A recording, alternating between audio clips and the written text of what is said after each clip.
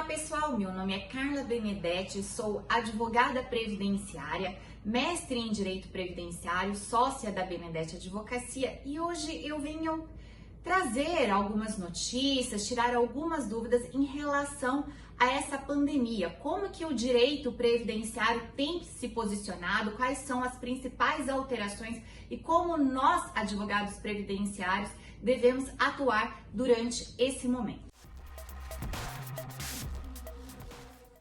As audiências estão suspensas, os prazos também, então a justiça ela não está funcionando nesse período de quarentena. Mas o INSS sim, o INSS não está em atendimento presencial, porém ele está sim em atendimento de forma remota, então os processos administrativos digitalizados nós temos condições e temos protocolado todos os dias. Em relação ao benefício de auxílio-doença, a ideia é que se disponibilize um portal, o portal do Meu INSS, um local em que esses documentos médicos possam ser anexados. Assim, a pessoa não precisaria comparecer a uma perícia presencial.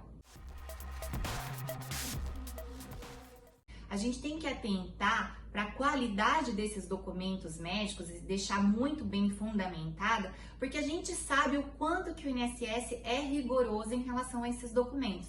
Essa questão de avaliação da documentação médica, dela estar bem detalhada em relatório médico, a gente deve pensar tanto em relação à pessoa que contraiu o coronavírus, como em relação também a essa pessoa que tem uma outra incapacidade que não seja proveniente desse vírus. Então a gente tem que caprichar bastante na documentação médica. Bom, esse é um questionamento muito comum.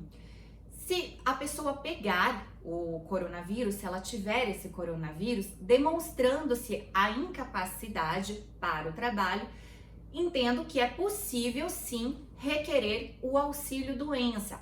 Ocorre que os testes, eles não têm sido muito rápidos. Então, caso haja suspeita, devemos apresentar uma documentação pertinente, né? Não simplesmente um atestado médico dizendo que não pode trabalhar, porque a perícia não é presencial, então a gente tem que detalhar o máximo possível, detalhar em um relatório médico a incapacidade e a impossibilidade da pessoa trabalhar, descrevendo todos os sintomas típicos dessa doença e o médico entendendo que ela possivelmente está com coronavírus. Lembrando que se a pessoa não apresentar os sintomas, mas for demonstrado que está com a incapacidade, que está com o coronavírus, devemos demonstrar também se é possível que essa pessoa trabalhe ou não remotamente, né? O teletrabalho. Há algumas atividades em que isso é possível, há outras atividades em que isso não é possível. Então, se eu conseguir, por exemplo, desempenhar o meu trabalho remotamente e não apresentar sintomas que me impossibilite de trabalhar remotamente, essa pessoa não teria direito ao auxílio-doença.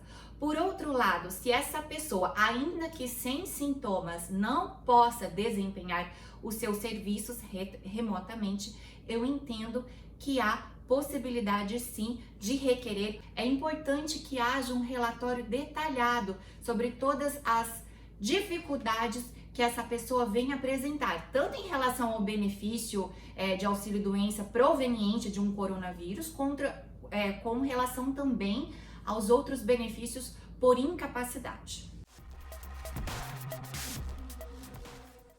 Um benefício previdenciário, não, mas é possível avaliar se essa pessoa de repente teria direito a um benefício assistencial. Lembrando que o benefício assistencial, para ter direito a esse benefício assistencial, devemos comprovar a hipossuficiência econômica, ou seja, a sua miserabilidade, e devemos também comprovar se essa pessoa tem uma deficiência de longo prazo.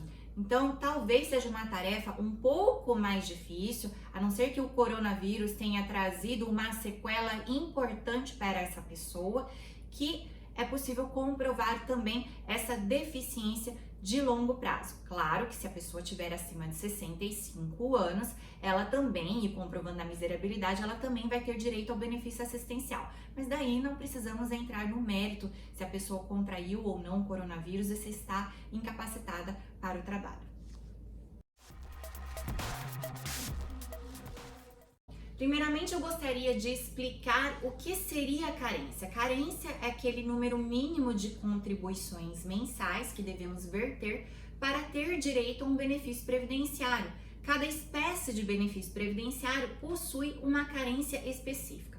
No caso do auxílio-doença, é necessário cumprir 12 contribuições para ter direito ao auxílio-doença. A carência mais a qualidade segurada. A qualidade segurada, por sua vez, é um período de graça em que a pessoa poderia, o segurado poderia ficar sem contribuir com a Previdência. E para isso tem alguns critérios específicos em relação a empregado, assegurado facultativo, trabalhador autônomo, aquele que trabalha por mais de 10 anos sem perder a qualidade segurado, aquele que também está em período em gozo de seguro-desemprego. Então depende muito da situação específica para avaliar qual é o período que essa pessoa pode ficar sem contribuir com a Previdência. Mas em relação à carência, o artigo 26 da Lei 8.213, ele tem um rol de doenças em que a pessoa é dispensada de comprovar essa carência. É um rol não taxativo, na verdade. Existem algumas doenças graves que, se comprovando a sua gravidade, de repente a pessoa também não venha a necessitar cumprir essa carência das 12 contribuições mensais. E eu entendo que é possível discutir isso também no caso do coronavírus. Então é uma crise, né, mundial que a gente está tendo em relação ao sistema de saúde, uma pandemia que gera efeitos em todos nós, e por ser uma situação muito grave, de repente poderíamos também ser excepcionados, uma discussão judicial referente a isso, trazer um novo posicionamento para que essa doença, o segurado não precisasse de repente comprovar essa carência de 12 contribuições mensais.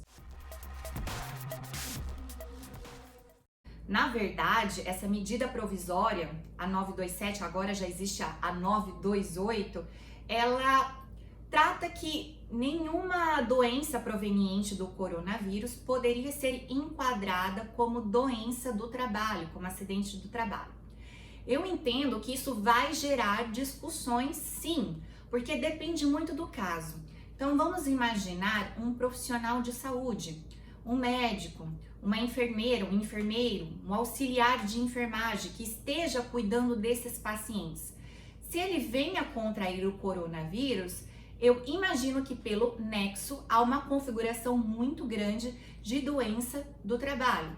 Um outro exemplo, vamos supor que um funcionário, um executivo, em viagem, por exemplo, a alguns países, hoje aqui já está ficando crescente o caso no Brasil, mas vamos pensar que ele viajou para um outro país da Europa, esteve em reunião, entrou em contato com pessoas do coronavírus, não apresentou nenhum sintoma, de repente fez outras reuniões aqui, encontrou outros empregados aqui quando ele retornou ao Brasil, ainda quando era a época que não estava esse isolamento tão grande como está ocorrendo agora. E vários funcionários da empresa que estiveram em reunião com esse executivo contraíram o coronavírus. Daí eu imagino que há um nexo causal grande que pode configurar, sim, doença do trabalho.